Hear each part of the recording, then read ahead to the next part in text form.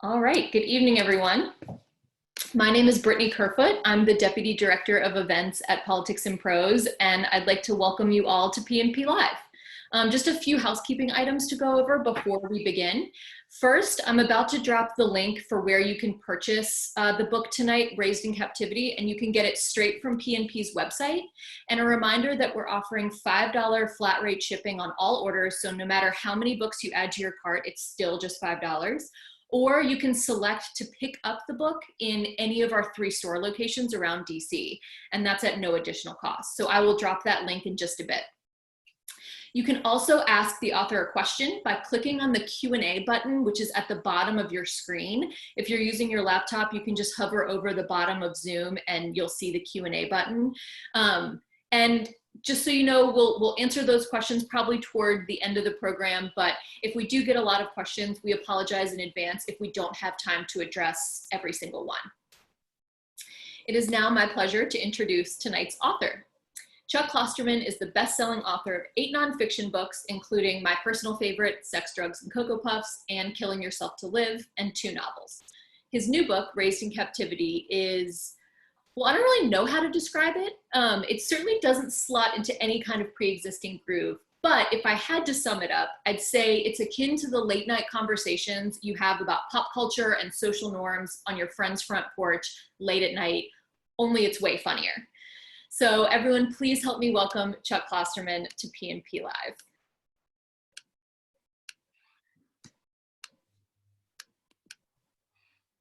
Hi. Hello. All right, you can take it away. Okay, well, first of all, I appreciate everybody who's watching this. I think there's a button down on the bottom of the screen that says how many people there are, but I'm not sure that number is accurate. Also, it's a bizarre thing. It's like if we were in a room and everybody on this, what is it, call, this video, if everybody was in a room together, it would seem like quite a few people, right? But now I'm working sort of within the sphere of the entire planet. I guess like, you know, somebody from like the Congo could theoretically be listening to this. So now it feels like, well, this is kind of unsuccessful unless 4 million people watch it. I don't think that will happen. But I don't know if it's really, I guess if it's really interesting and then you start texting people, maybe 4 million people will watch this in the next 20 minutes. I am, of course, promoting something, because why else would I be doing this? I'm promoting this book, okay? I'll hold it up. This is the soft cover of the book. It's got a little skeleton on there. He's on a leash.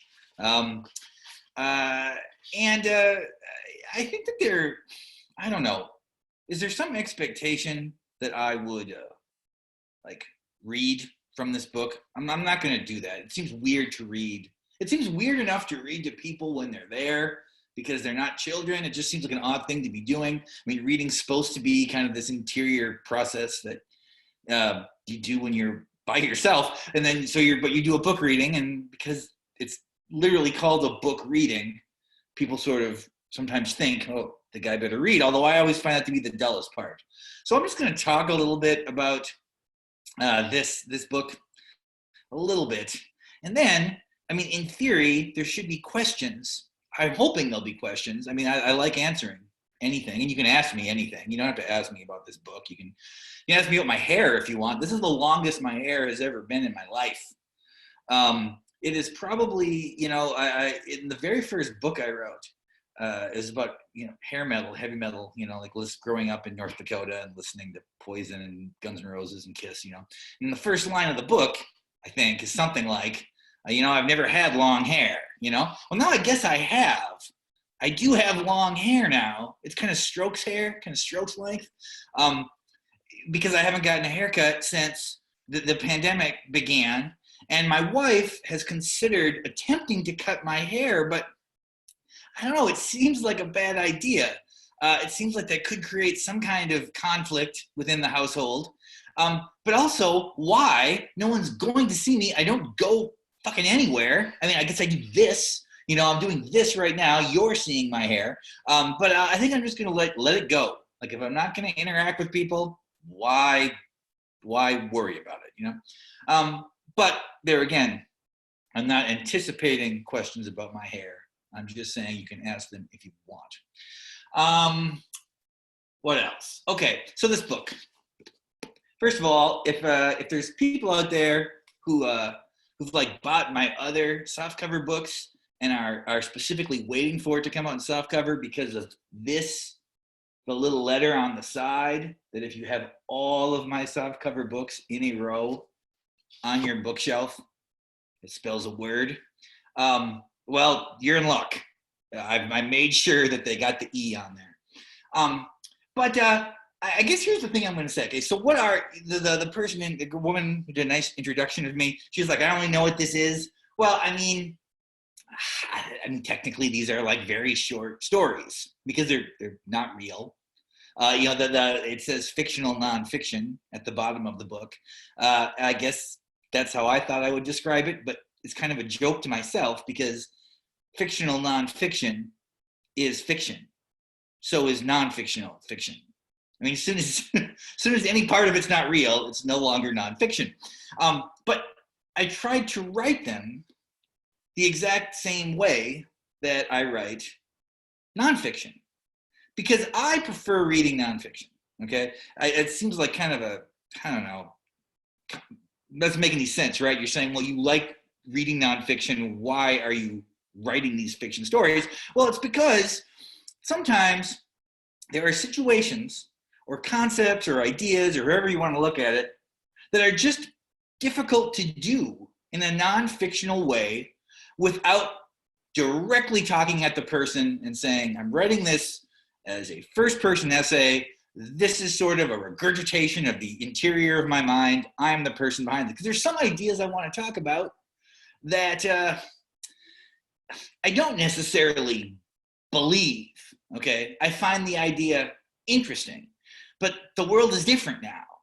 It's kind of dangerous to be interesting, to be honest, because if you say something that kind of demands a degree of cognitive dissonance, if you write something that requires people to have two contradictory thoughts in their mind at the same time, one of which may be morally problematic or whatever, people don't dig that now. That is not the era we're in. Like, they are not cool with this idea. So there's ideas that if I wrote in a non-fictional context would be consciously misinterpreted, like willfully misinterpreted. People would take one line from it and say, this is the whole thing, and this is why this person has to be eliminated or whatever. That would happen, okay? I understand that. So these stories kind of allowed me to talk about ideas with some distance, because instead of me just sort of talking at someone the way I'm talking at you now, they are being discussed by characters in situations I am not in, often with elements of, I don't know, surrealism. I wouldn't say there's much surrealism in this, but there's definitely aspects of that go outside the boundaries of terrestrial reality. One thing that is always kind of interesting about promoting the softcover version of a book is that the hardcover has been out for a year. Okay, so when you're promoting the hardcover book, you're typically promoting it the week or the week it comes out, or the week after it has come out. So the book is still, as far as you can tell, only yours. Like, any sort of analysis of the book is only your own analysis. Now, when the book comes out, though, and it gets reviewed and people talk about it, I now have a sense of what other people think of this book. And that gives you a kind of a unique perspective, because even though, I guess, in an ideal world, I would just ignore everything that happens, I'm not like that. I mean, I spent my whole life reading reviews of things. You know, I would sit in the high school library and like read Rolling Stone reviews of records I knew they would hate, just because I was like, I want to see why they hate this record I like. So if my whole life has been consumed by reading criticism, I'm not going to not read it when they're criticizing me, right? It's just too weird. So I read the reviews. I read other reviews, everything. If it's written about, if somebody writes about me, I read it. I'm just being honest. I'm not one of these people who shuts the world off. I wish I could. In this cabin in the middle of nowhere, seems like I should be able to. But you know what? The internet is here. So the thing that I'm always fascinated by is these people who say, like, argue basically that they like my non-fictional work, but they dislike my fictional work, and that they almost see it as a burden that I have done this. And I will admit, the 2 novels I wrote and this book, if you combine the sales of those 3 books, it's less than some of it's way less than the Cocoa Puffs book. It's less than But What If We're Wrong? It's less than Eating the Dinosaur. It's like, it's obviously, like, my publisher is probably the same way. They probably wish I only wrote nonfiction. But I don't get it. I don't really understand it, because it seems like I write them in the exact same way. Now, somebody out there is like, well, that's the problem. You've got to be different. You can't think of nonfiction the way you think of fiction. Well, I do. Okay, the only difference is that one happened and one didn't. The experience, the idea, the kind of force of personality, the voice, all of these things. I don't see why they need to be different. I'm going to write stories the way I like them. So that's one thing. The other thing that I've noticed is that when people have read these stories, one thing that they mention is that the story seems interesting and then it ends. Well, these are short stories, okay? There's 36 in the book, and the book's not that long, okay? But my thinking on this is that I kind of am doing this backwards, okay? If I went to a creative writing school, if I went to, like, the Iowa Writers Workshop, I know what they would say about writing fiction. They say you start with characters and you start with plot. And those are the things you concentrate on. And from that come the themes and the ideas. But I go the other way. Like, I like the themes and the ideas, and I fit them into characters having scenarios. The model for this, to me, in some ways, like, it was the Twilight Zone. The Twilight Zone is probably my favorite TV show of all time. But I concede that many episodes of the Twilight Zone are bad. Okay? Sometimes the episode is boring, or the episode makes no sense, or it ends poorly. But the value of the Twilight Zone is the idea that it presents, the reality that it leads. Black Mirror is the same way. I guess Black Mirror is sort of the contemporary version of this, where the story may work, the story may not work, but it is the reality that is created that matters. And it is the thrust of what the person is trying to get at that, to me, is always the most compelling part of fiction, and to a degree nonfiction. And beyond that, I don't know. I know it sounds like I'm complaining, but I don't know why anybody wouldn't want the fiction stuff. I think it's kind of better in some ways, but what do I know? Okay, I mean, because the thing is, always, this should also be noted, is that the probably the worst judge of how good something is the person who made it. I mean, that's really true. I mean, I've brought this up many times, but I remember this interview Paul McCartney gave when, like, the album Flaming Pie came out in, like, 2008 or 2009 or something. And he was like, "This is the best work I've ever done." I was like, how can you possibly think this? But I understand what he means, because Flaming Pie to him is something that he could not have done in his 20s.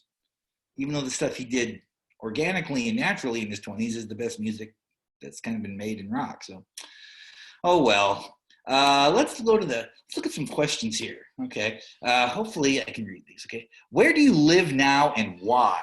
Okay. I live in Portland, Oregon. Now, when you say "and why," I assume you mean why am I in Portland, not why am I living. The reason I am in Portland is just completely for family reasons. Me and my wife were in Brooklyn. I'm from North Dakota. She is from Portland, but was living in Minneapolis. I met her. In fact, It's kind of a, I don't know, if anybody out there has this book I wrote in the past, Killing Yourself to Live, there's a passage in that book where I'm in Minneapolis and I meet this girl.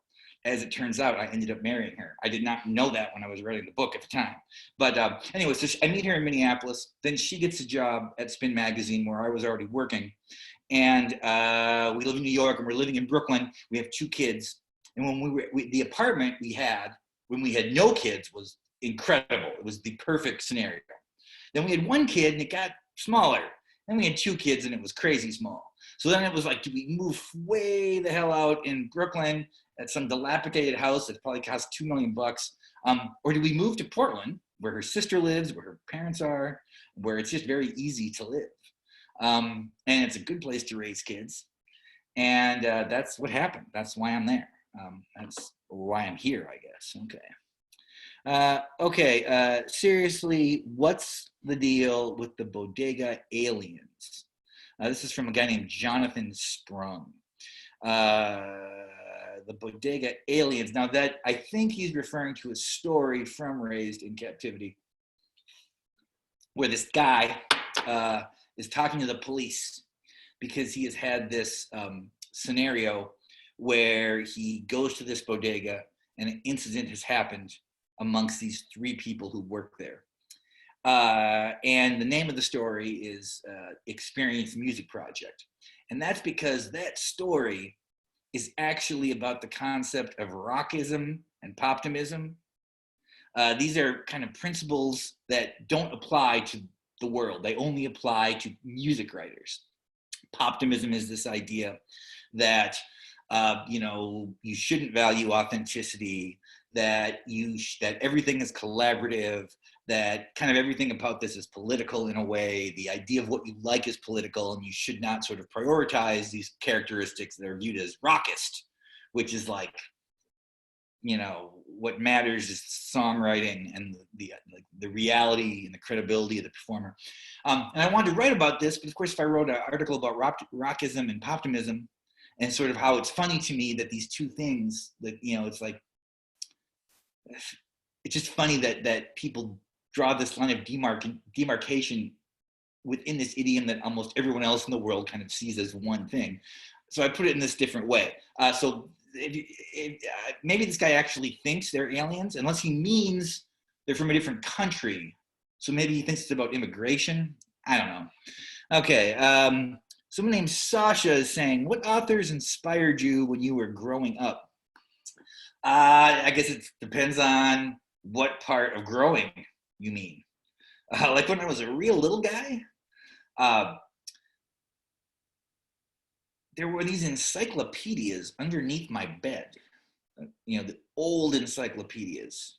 Like, Pluto had not been discovered yet. I think that like World War I was in there, but not World War II. I read the encyclopedia all the time. And that's like my main memory of reading as a little kid. But then I got older. I was into Dave Barry, actually, as maybe predictably, a lot when I was in high school.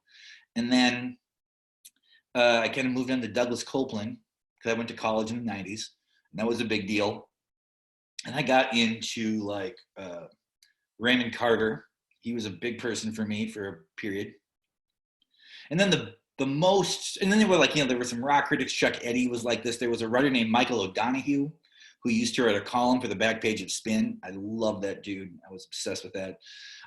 But then David Foster Wallace, I guess, was the last one. And it really was the last one because I am of the belief that you become a writer when you stop wanting to be like other writers. I mean, during all those people I was describing, I think part of me was like, I want to do work like this. And then at one point you realize I don't want my work to be like anyone except myself. Like I don't want to be influenced by people.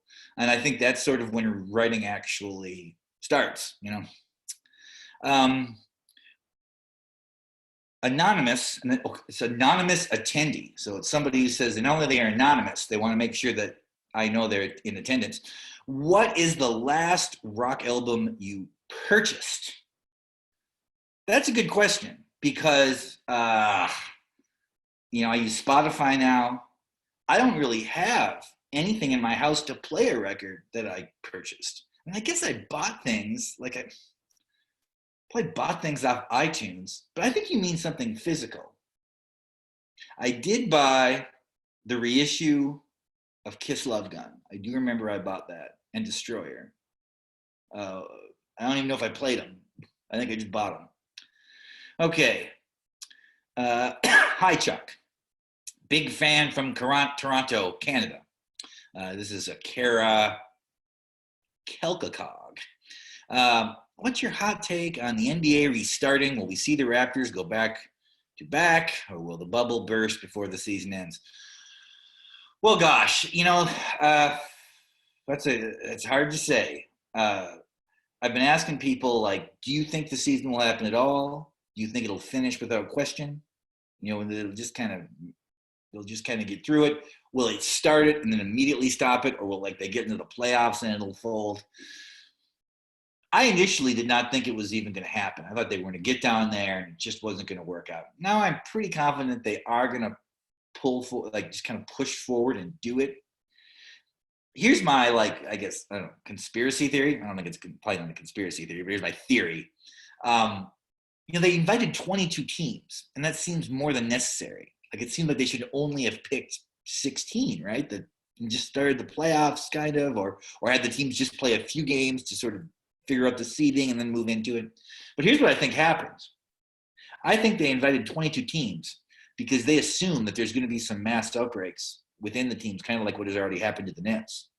And teams are going to drop out in mass. It looks like Houston might not be able to play now, for example. And I think what's going to do is it's going to end up getting below 16, and they're just going to do a round-robin tournament. And then whoever wins that round robin will be the champion, but it'll be like an asterisk championship. It won't really count. I think that's why they're doing it. I mean, they're doing it for television, basically. That's the only this is one thing that this is particularly true with college football, which is the main thing that I'm bummed about probably not going to happen. Is everybody knows that college sports are really just a version of pro sports, right? Everybody knows that, but you could always sort of work within this illusion. You could, that these were unpaid people who were going to college, and there were all these things, that technically it was not a purely commercial endeavor, no matter how obviously it seemed. But now if they play college football and the schools aren't open, that's the NCAA admitting yeah, we don't, fuck it. That's what this is. This is television now, Josh Dowdy, can you tell us the premise behind your favorite of the 16 stories that didn't make the cut? Aha! There were stories that did not make the cut from this book. I wanted to do one story about, there's this concept, Peter Thiel, I think, is actually involved with this. The idea of, I know he's involved with it, actually. The idea of building these city-states in the ocean. You can build a city, a freestanding city in the ocean, where then of course you're not under any government, so you can kind of do whatever you want. You can create your own legal system and all this. I had this idea for a city state that was essentially it would just be called Risk City, where you would live in this city and it would be the one place where there would be no limitations on your freedom in terms of how dangerous it was. Even if football is ended in the United States, you could play football there. And there's no law enforcement. Gambling is legal. You can it's you can kill an elephant just for fun if you want, or and it would be this kind of dystopian utopia.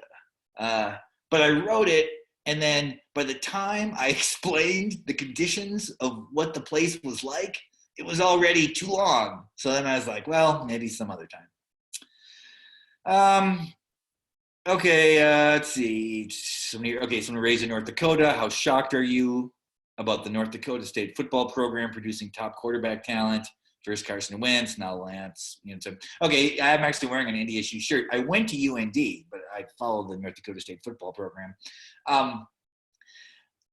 The thing about Carson Wentz getting drafted in the first round, that was a bigger deal probably for NDSU than all the national titles they won in terms of being able to recruit people.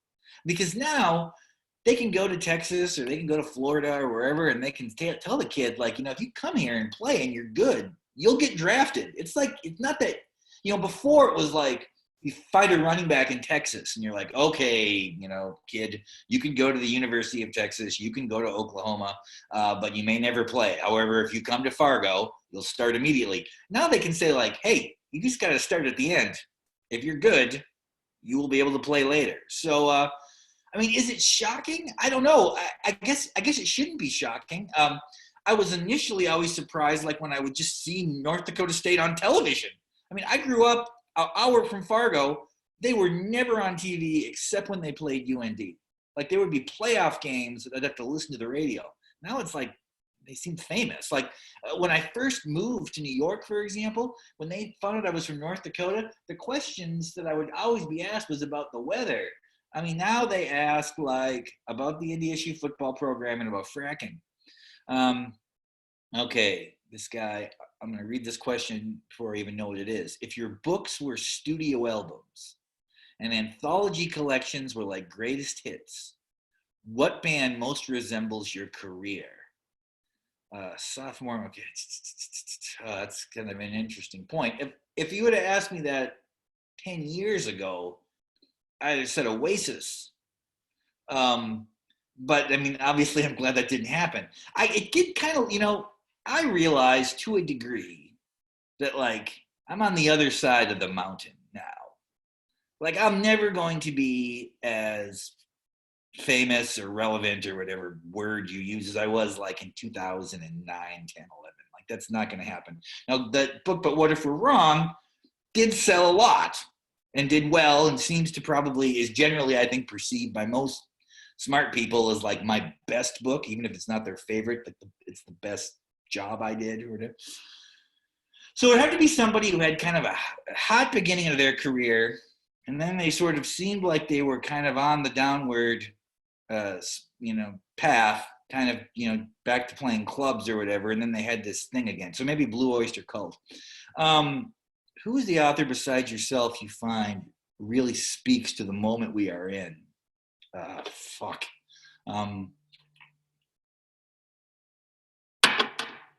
I don't know. No one. I know it doesn't seem like there's anybody. Because the thing is, I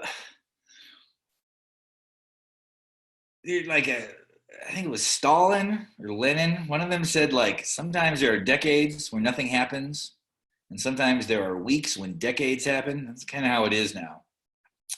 Okay, Matt. I always like your thoughts on college football. What do you think is going to happen in college football this fall?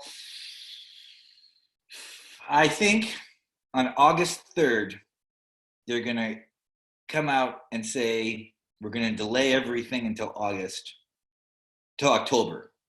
On August 3rd, they're going to say we're going to delay everything till October. And then in September, they're going to cancel the season.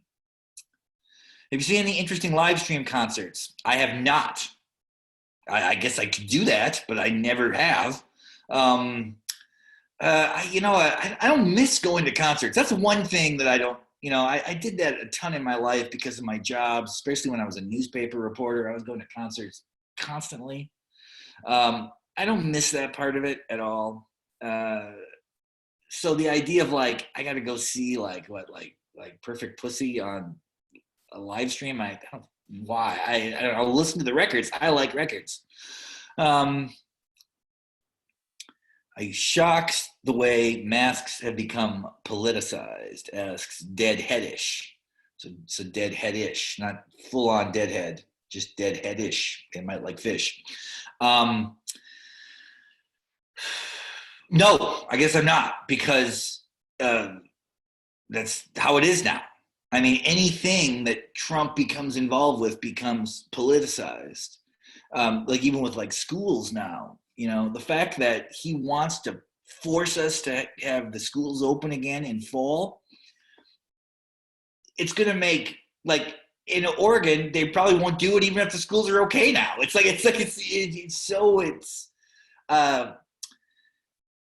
has happened is politics have become popular culture, as opposed to popular culture once encompassing many things, including politics. That's what politics are now. So it's like being surprised that masks have become politicized would be like saying in like 1994, are you surprised people are upset that REM made Monster? Okay, Chuck, this is a non-book question. And first off, I'd like to say, okay, that's nice. You're saying nice stuff. Do you have any perspective on the New York? Oh, I'm not going to talk about, she's asking me like this stuff is going on with Bill Simmons and The Ringer and just sort of everything in the world. It's like, it's just, who knows, man. It's like, I felt bad. It was, the article in the Times definitely was unfair what it said about Simmons. I'll say that.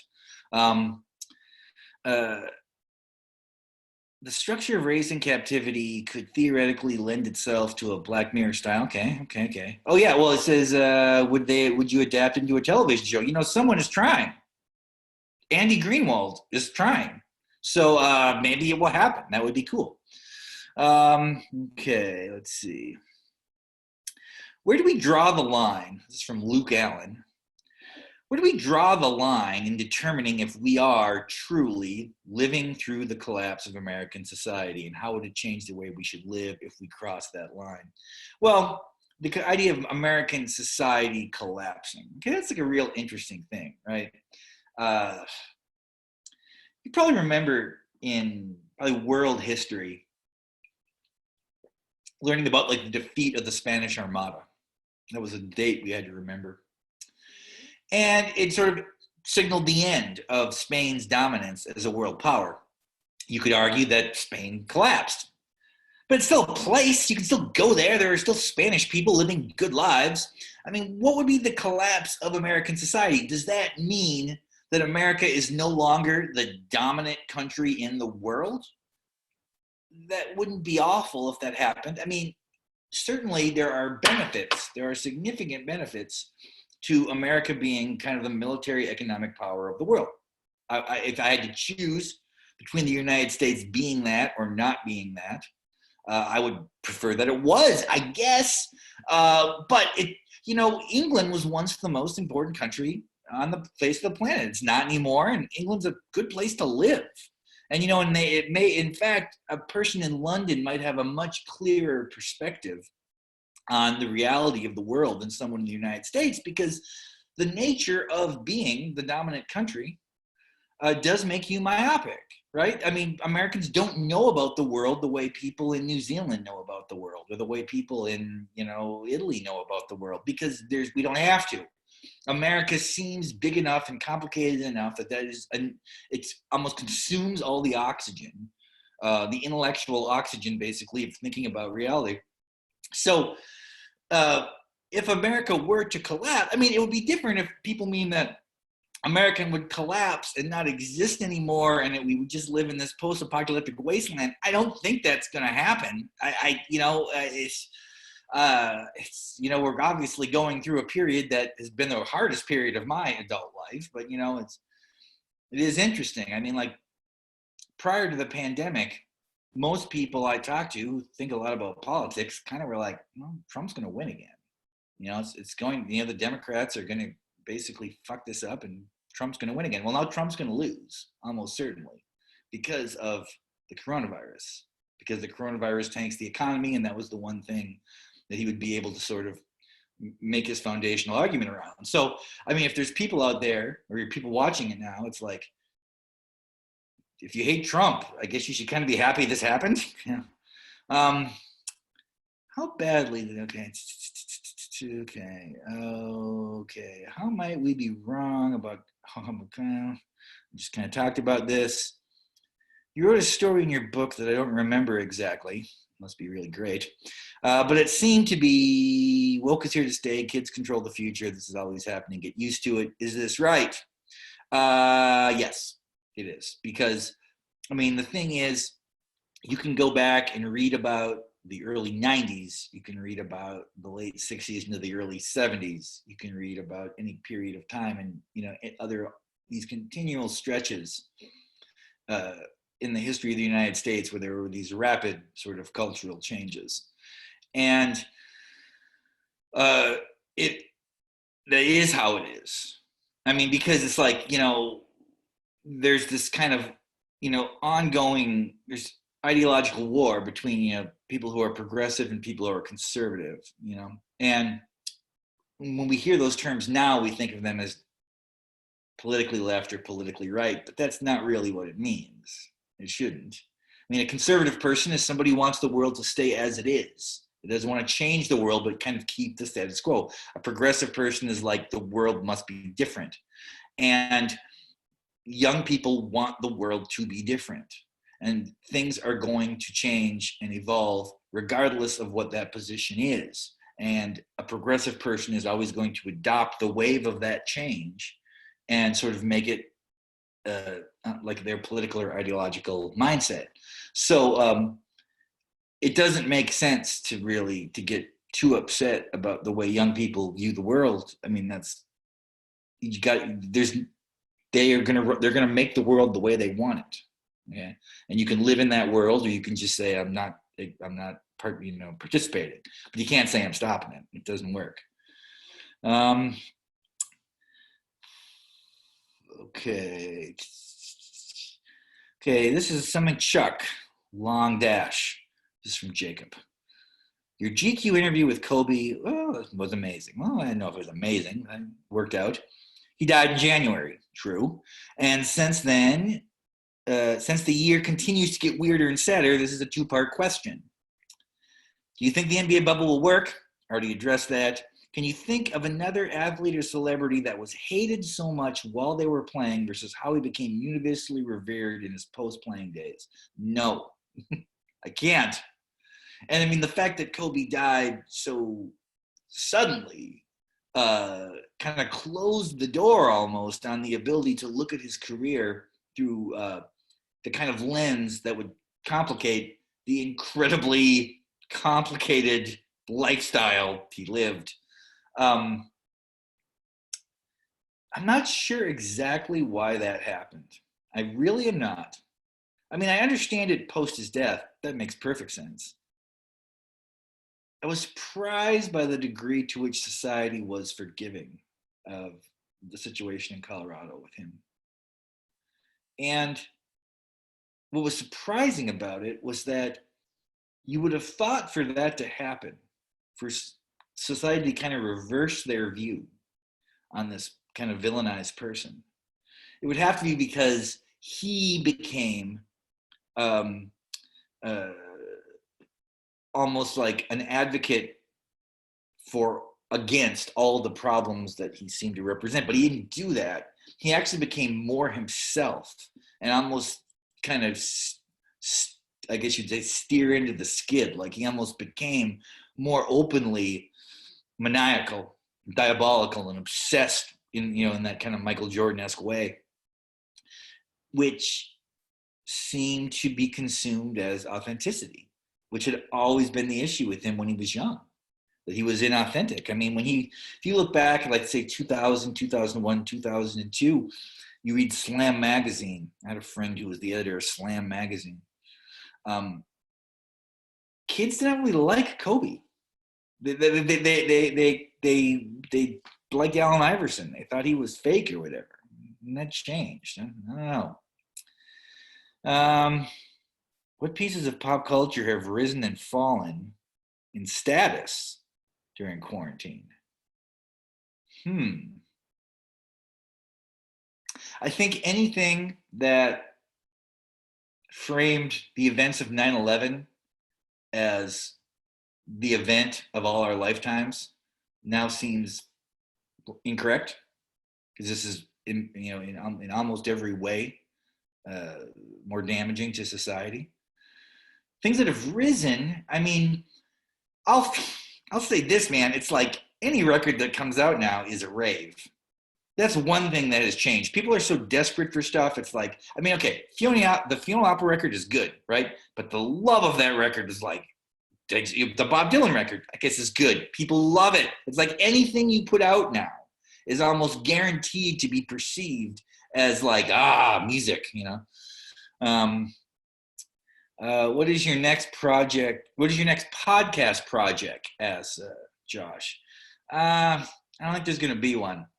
I, I don't know. I didn't like it that much doing it.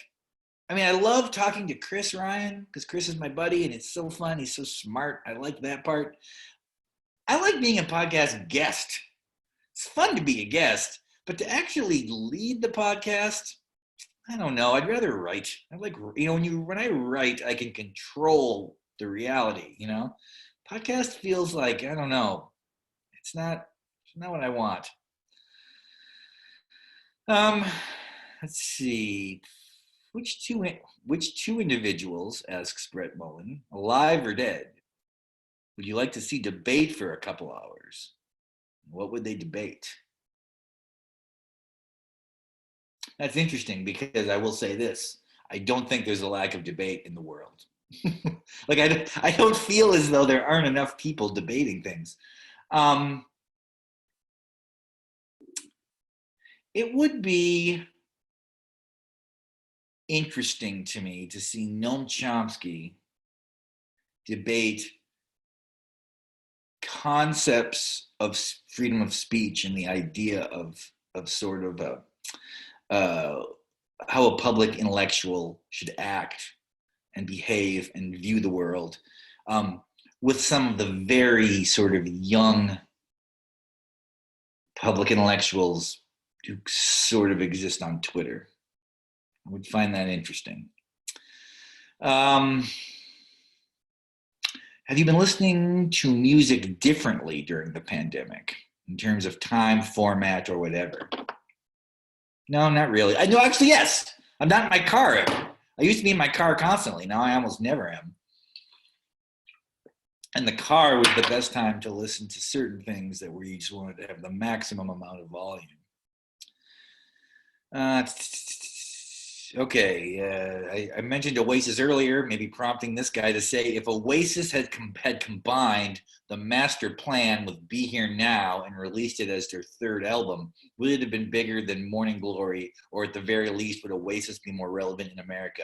Yes. I mean, if Noel Gallagher, Noel Gallagher was so into the Beatles that there was a period where he was like, you need to release B-sides for no fucking reason. You just got to do it. If he'd have saved those, if Be Here Now comes out and Acquiesce is the first single, that record does very well. It was not. Okay. Femi Zacchaeus. Find you to be, they're saying very nice things about me. Who inspires me, they want to know. Well, you know what? I don't think anyone. I don't. Because in a way, it's sort of like, it's inspiration. Like, I get to do it. I get to write. I get to live this life. I get to live a life where I'm just sitting here in my cabin talking into a computer and like people are listening and being like, oh, what's he saying? It's like, I don't, I mean, there are things that inspire me or that I feel inspiration from. Like, you know what? The band Rush. Like, Rush is not my favorite band. They're not one of my 10 favorite bands. But whenever I learn about Rush, or I listen to their interviews, or I watch that documentary Beyond the Lighted Stage, or even listening to some of their lyrics sometimes, it's like they actually do what every artist claims to want to do, which is they follow the path of their creativity regardless of how it works out. And they have no desire to shape it or change it in order to be more successful or to appease a certain kind of person or to impress anyone. They actually do what you're supposed to do. And I do find that inspirational. I don't know if it really affects my writing, though, because I can't sit down and type a Rush song. I don't know. It's like, okay, so we're in my office right now. You can't see this, but I have two framed things on my wall. One to my right is the guys in Steely Dan, and to my left It is my favorite Peanuts comic strip from Charles Schulz. Now I look at those things and I think those are people who I wish I could do something like this. Like I don't want to be a cartoonist, obviously. I don't want to make jazz rock, but like the fact that the way that the when it affects me in this way that is intellectual and emotional at the same time, and it seems to be simple and yet forward thinking, all these things. Does that inspire me though? Because I can't copy it. So, do you think rock/metal, asks Anonymous, will ever regain the top spot over rap among today's youth? Nope, that'll never happen again. No chance. Mike Douglas. I wonder if this can't be Mike Douglas from the old talk show. Is he dead? It must be dead. What is the fate of small music clubs? Well, they're going to go under.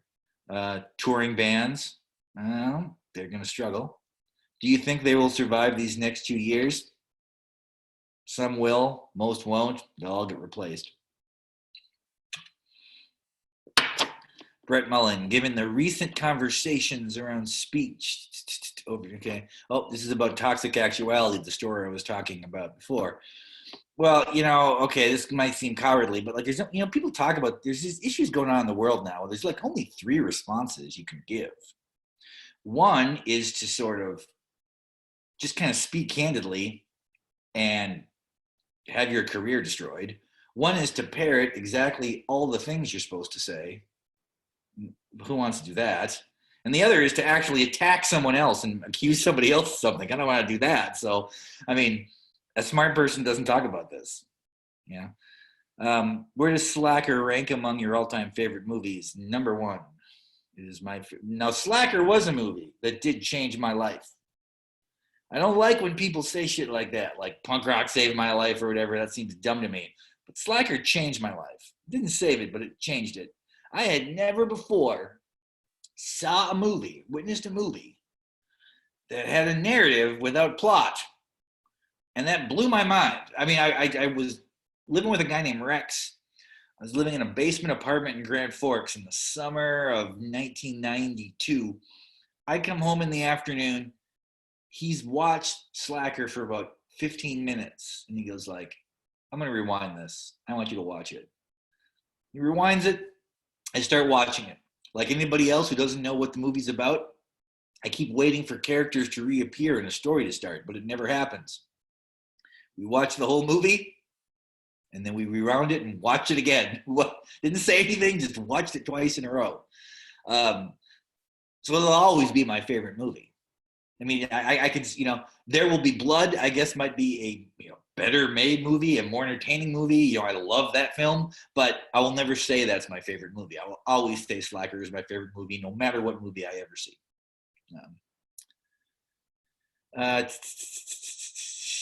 Chuck is an avid fan of techno and house music. Oh, this is Patrick Clark, so this must be Patrick's ideas.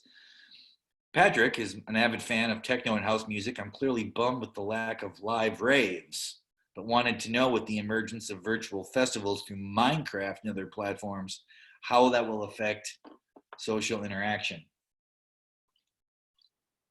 Are there raves on Minecraft? There must be. I don't know. I don't know. Well, okay, this is a good question. What did you think when you saw the trailer for The Invisible Man? Sure looks, sounds like the suit from Invisible Man. You know what? When The Invisible Man, the Elizabeth Moss movie, was first coming out, many people did ask me, it's like, is this based on your book? Because I wrote this book, The Visible Man, in 2011, okay? Which, this is kind of an arrogant thing to say. I think that book's underrated. That's the one book I wrote that did not get as much attention as I thought it deserved. Every other thing I've written probably got more attention than it deserved, but that one didn't. It's not based on my book. And I haven't watched the movie yet. But whenever I see clips from it, it does seem weirdly similar. And there was a guy trying to make The Visible Man into a movie. And the therapist in that movie, the ideal person we wanted was Elizabeth Moss. She was like the person we wanted to have for this. Because at one point, like Nick Kroll, weirdly enough, wanted to be involved, and he was going to play the Y character, the visible man. And we were like, Elizabeth Moss would be ideal for the therapist, but and it never happened, you know. What is your take on the Seattle shop zone? I don't know. It's like everything I read about it, it's like two people go there and they have the exact same experience, and one person makes it sound like they're going to die and the other person says it's perfect. I have no idea what it must be like in there. Alex Thomas, I first came across your work because of the Seth Cohen character in the OC. Loving your book and endorsing your life wisdom. How did you feel about the pop culture vehicle promoting your work to the masses? Aha. Well, okay. So this is kind of complicated. He's talking about in like the TV show The OC. Okay. At the end of the second season, I believe it's the last episode of season 2, the main character is reading Sex, Drugs, and Cocoa Puffs and talking about Sex, Drugs, and Cocoa Puffs. Now, I will admit, I had never watched The OC. I was at a diner that just closed in New York. It was called Odessa. I was at Odessa with some woman, I think, probably my wife. I think I was with my wife at the time. I think we weren't married yet. But the episode goes on, and I got a lot of texts, so I know exactly how many people in my world watch The OC. Sometimes people ask me if I was offended that they did that. It's very weird. Why would I possibly be offended by a character in a TV show reading my book unless like the character was Hitler? Why would I just, it seems totally fine to me. Now, did it cross this book over to other people? Well, I guess to Alex Thomas it did. I'm surprised always when I hear that, because it's like, I don't know if I'd ever watched a TV show and a character in the TV show reads a book and I'm like, I'm going to buy that book. I mean, like, I used to watch Mad Men, and like sometimes Don Draper would be reading a book and I'd be like, oh, that's interesting. And I might look up what the book was about. I wouldn't necessarily read it. I'm happy that happened, I guess. Sometimes, like, okay, this is a weird thing. In the world of writers, in the world of authors, I feel like I'm not in the middle, but I'm not at the top. I'm somewhere in between the middle and the top in terms of like I've had one book that sold a lot, a couple others that sold pretty good, the others doing kind of like various levels of okay. But I get mentioned in TV shows a lot. Like there's a Veronica Mars episode where I'm mentioned. There's an episode of You're the Worst where I'm mentioned in. There was just a thing in the TV show Billions. It's always shows too that I don't watch. I guess I watch You're the Worst. That was the one that I just happened to be watching. I was like, that's weird. Like I just mentioned my name on TV. It's very weird to be in a room with like normal people and you're watching a TV show and they just mention you. Because you kind of got to act like you're not surprised. Because you can't be like, you gotta just act like, oh yeah, that happens sometimes, I always wonder where that is. Sometimes I think it's because it's like, am I the one writer that people who only care about TV read? I don't know. Would that be good?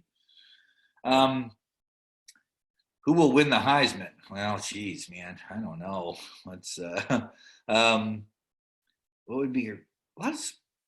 What would be your personal number one fantasy pop culture item in heaven, hell, or purgatory? This is from Nicholas Ramsey.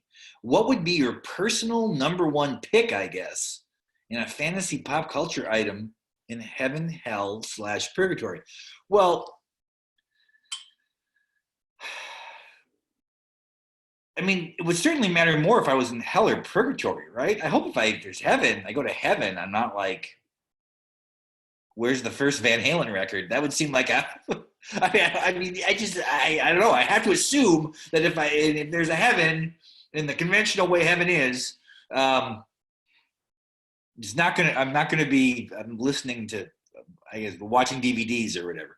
If I was in hell, then I probably would want the Beatles there. If I was in purgatory, that'd be a good time to like catch up on like stuff I really haven't investigated. You know, like I really haven't listened to Brian Eno that much. So maybe I would get all those. I don't know. Ellie Crawl says, "Hi Chuck, do you still hate soccer, or have you been brainwashed into becoming a Portland Timbers fan?" Haven't been brainwashed. Don't know if I hate it. Dislike it a lot. Let's see. Patrick Song. That's his real name, Song. What is your best story about a rock star that you have not published?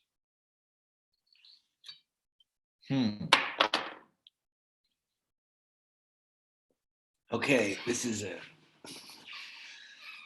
So there's a band. I still think this band. I'm pretty sure this band still exists, and they had to change their name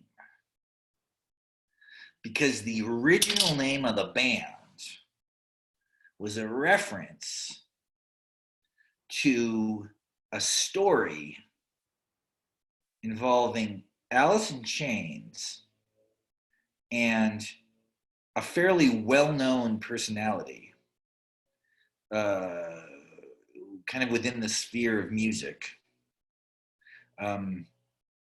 who had a very strange sexual interest. I know a few stories kind of within this kind of world. It's just like you hear these stories and you don't know if they're true or not, and you don't even want to repeat them because if they're not true, it's like you're actually creating the urban legend. You seem to have takes observations on many parts of pop culture with all the content and sources floating around. Which publications or websites or podcasts do you consider your go-tos? None, I guess.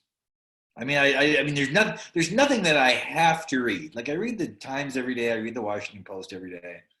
I read the Wall Street Journal. There's obviously like it's just like I feel like stories just come to me now. I don't gotta even look for them. Okay. Getting close to 6 here. Okay, what was the marketing idea that you once promoted? I can't answer that. I can't tell. Okay, here's what the person's asking. There is this idea that I had, and I wrote a small column about it for Esquire, and it was a business idea, and I didn't want to say what it was because it's really socially problematic, but I felt it would be almost a guaranteed success, that it was, and I was like, I'm not going to say what this is, but if some business wants to contact me about this and I believe in the business, I will tell them this idea. And you know who called me? Credit card companies. Every goddamn credit card company asked me about this. I find that hilarious. It's like I write this little column where I say, like, I got this idea. It's really socially bad. It would really hurt people, but it would work. And like credit card companies are like, find this guy. Okay. Do you reread your past work? Never. I never do. If I reread my past work, it just makes me depressed. I would want to rewrite it. And not just because sometimes there's like ideas or references that are problematic to me or that are outdated or wrong or my opinion have changed, but mostly it's because like too many semicolons. Like, why did I include that word now there? Why didn't I just start the sentence? Like I just want to go in and fix everything, Is there any piece of pop culture you value too much to write about? Asked Kyle Baby. No. No. Jeff Calhagen says, how often are you updated on your book sales? Even the older books. Does it matter to you less now than it did in the past? There's a website that so you can go to the publishing website if you're the author, and you can check on your sales every week. So I check on them, but only in the same way that I check on my Morgan Stanley accounts or whatever. It's like I check on things because it's good to know. I mean, it's my job, so I'm interested sort of in how things. So it doesn't really have it has no impact on the actual writing because I have no idea if somebody said to me, okay, here's a better way to describe it. Okay, so I'd mentioned like Sex, Drugs, and Cocoa Puffs earlier. Okay, that book has like sold 500,000 copies. That's almost as many copies as all the other books combined. Not quite, but it's not that far off. Okay, so obviously my agent and my editor at times have talked to me about why was that? Like, why did the one book sell so much more than the other ones? Was it the title? Was it the content? Was it the cover? You know, I don't know. I mean, because if I did know, if there was some formula to it, it would be a real safety net. I could always be like, well, if I have to, I can just do that again. But I don't know what I did the fucking first time. It's like, I try to do everything the same way. Like, I write what's interesting to me. And you cannot try to predict what people want, okay? Because people don't know what they want until they get it. It's like you can't try to be controversial. I think that's so hilarious when people like think that, oh, this individual's a contrarian, he's controversial. It's like people can see right through that. The only way to have an effective controversial idea is to actually believe it and think it's not that fucking controversial. Like you just think it makes sense and you write it and then people are like, oh my God, well, that's how it works. Okay, Zachary Panoza. Whose death? Oh, this is going to be good, I bet. Whose death from coronavirus would be a bigger impact on how people view the disease? Trump or Tom Brady?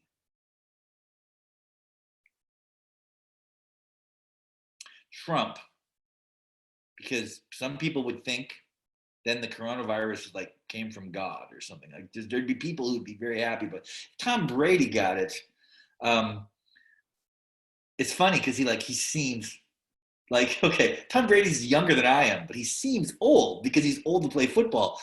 I think LeBron would be a big deal if let's say LeBron got coronavirus in the bubble and died. I don't even want to let's not even talk about that. Are we living in a simulation? The math says yes. There's something about my life that tells me no. I just I feel like I'm here. I feel like I'm alive. Of course, if we were in a good simulation, they would program that into me. But do you think Cam Newton and Bill Belichick could be successful running a version of the football play described in Execute Again? Okay, Execute Again was the first story I wrote for this book. And it's about like a high school coach who has his football team only run one play all year. I can't actually, I don't know. I don't know. It's not like that, okay? How much research should people do before donating money to charity? Asks Brian Egan. How much research should people do before donating money to a charity? Well, I have a weird view on this. I have the wrong view on this, I guess. My wife is always like, we should donate to charitable organizations. My feeling is always to just give money to people. Like when I see homeless people on the street, I just give them money. Okay. Now I'm often told that I shouldn't do that it's bad in some way to just give people money because like maybe they're going to buy drugs or they're going to just buy booze or whatever. Well, first of all, they can buy booze or drugs if that's what they want. I mean, it's like if somebody needs that, if that's what they need in their life, that's okay. Also, I think it's just kind of condescending in some ways because it's like, what if someone said to you, hey, we're not going to pay you anymore for your job.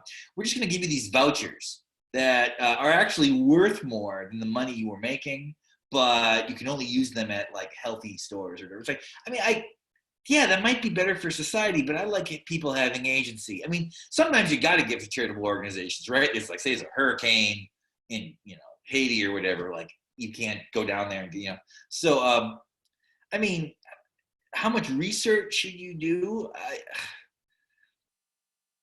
I feel like this is probably one situation where giving to the institutions that you trust the most probably is the best, even though there's a higher likelihood that part of that is going to be siphoned off for bureaucracy. What name should the Redskins pick? I've heard the Red Wolves might be one of the names. Of course, are wolves red? Not really. Red tails, I heard. Somebody was saying code talkers. The Navajo Nation thinks that they should call them the Washington Code Talkers because there were these people in World War II, these Navajo Native Americans.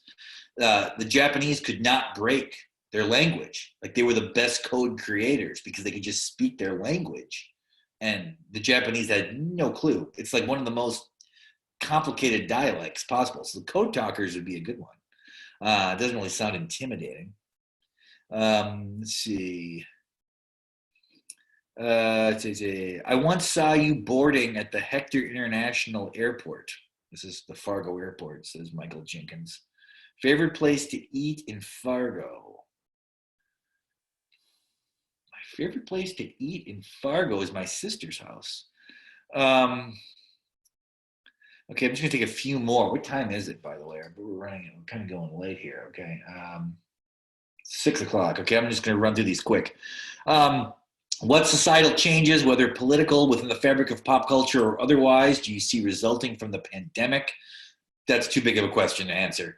A few weeks ago, you tweeted The Wind of Change was the most interesting podcast you would listen to. Are there other podcasts that have your attention or that you look forward to the next episode? I don't know. I'll tell you this, though. I watched a documentary last night on the magazine Cream, the 70s rock magazine. That was pretty good. When it comes out, you should watch that. Josh, again, it says, I know some Steely Dan music, but I know nothing about Steely Dan. Should I keep it that way? That's actually an interesting question because Steely Dan is music that you can totally appreciate with knowing nothing about the guys. And it's possible knowing about the guys might make you not like them, but that wasn't the case for me. What's your favorite Linklater movie besides Slacker? Waking Life. Dazed and Confused is good, of course. Dazed and Confused is the movie I've seen the most. In fact, my wife has just written an oral history of Dazed and Confused. That's awesome. It's coming out in November. It's called All Right, All Right, All Right. And she just, like, I expected it to be good. It's fantastic. Like, I thought I knew every fucking thing about that movie. There was a lot I did not know. It's great. Grendel or Cubby Candy, who was going to win? Lose, that's about Downtown Owl. Can't answer that. What was the last thing you changed your mind about? Doing this, actually. I thought it was going to be terrible, but it was kind of fun. Let's see. Maybe one more. Okay, this is the last question. Did you interview Dave Perner at a macaroni grill in Ohio around 2000? I was working there and have a foggy memory that may or may not be accurate. No one wanted to talk to you because no one else knew the name of the guy from Soul Asylum.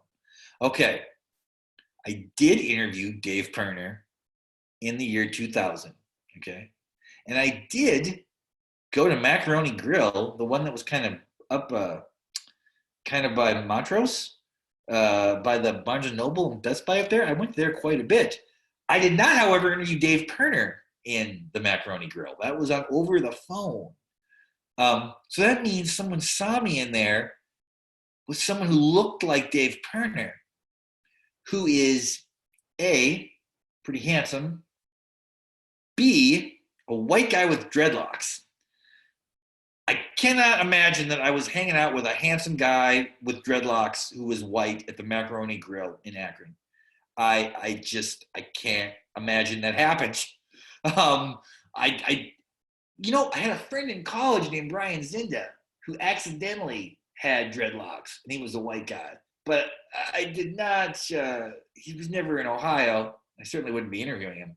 So I don't know what to tell you on that. I mean, the thing I remember about Macaroni Grill, if you don't know this, it's kind of like a high-end, higher-end version of Olive Garden. Like, it's not a national chain, I don't think. Not in the same way Olive Garden is, but food's a little better. The tables have, like, papers so the kids can draw them with crayons. What I remember about the Macaroni Grill in Akron was that one of the women who worked there was like a struggling opera singer. And every so often she would break into operatic singing, and she was real good. And she was what was she doing there? I'll never know. Okay. Oh, Patrick Song jumped back in to say Patrick Song is his real name. And someone says Jordan or LeBron. I talked about that in the podcast. Is Portland safe right now? Crazy live streams going on nightly there. It is pretty crazy here, but not where I live. Maybe in downtown. If you had to go on vacation with one of the original members of KISS, who would it be? Paul. Do you think jet fuel melts steel beams? Next time. Okay, well, I'll tell you what. Thanks again. I'm going to get off here. I think the very nice lady is going to come back on and say, and just use the book again. And I don't know how many people ended up sitting through this, but I enjoyed it. So thank you very much. This was a lot of fun. I think everyone else had fun too. Guys, I've dropped the link to purchase Chuck's book, and I also dropped the link to pre-order his wife's book from Politics and Prose. All right. Oh, great. Yeah. Yes, and I will email all of you that as well, so you have both links in your inbox. Chuck, thank you so much. This was so much fun. No problem. All right, good night, everyone. Stay well.